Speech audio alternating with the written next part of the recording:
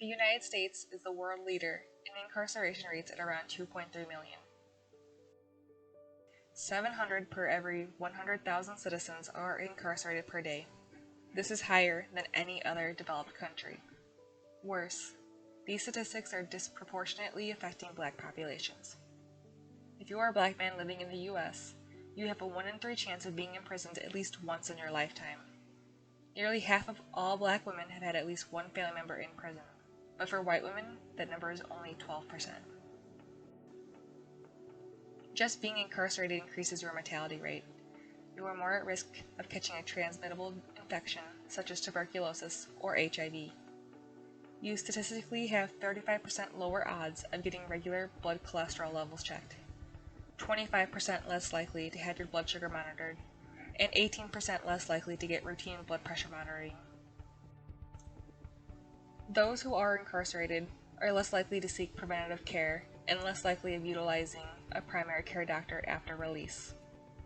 This is most likely from discrimination these patients face while in prison.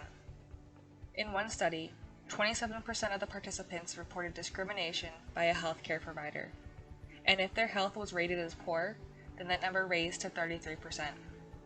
Another study showed that 50% of the patients felt healthcare organizations cover up mistakes, and 46% felt that they have been deceived or misled by healthcare organizations and need to be cautious when dealing with them.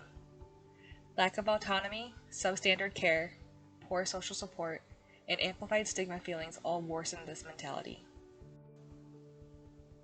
In one scenario, a patient had blood drawn but was not told what they were testing for. He said he was confused but did not have a choice, so just went along with it.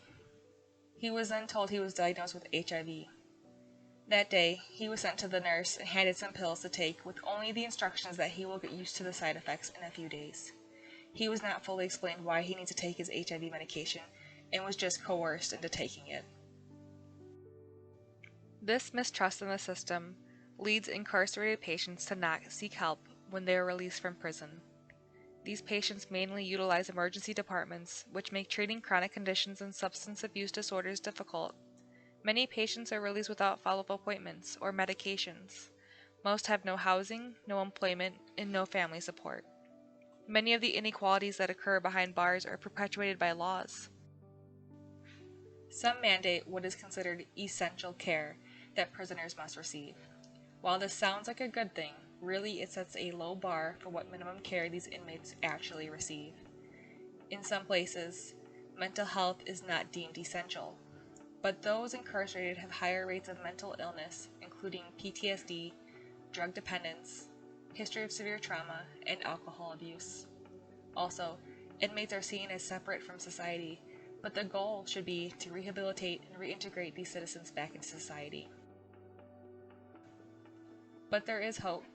Bringing these issues to light can help us address them. There is evidence that transferring the responsibility of prison health from correctional authorities to a federal level has resulted in greater accountability for health behind bars. We must have better funding allocation for mental and physical health services for incarcerated patients.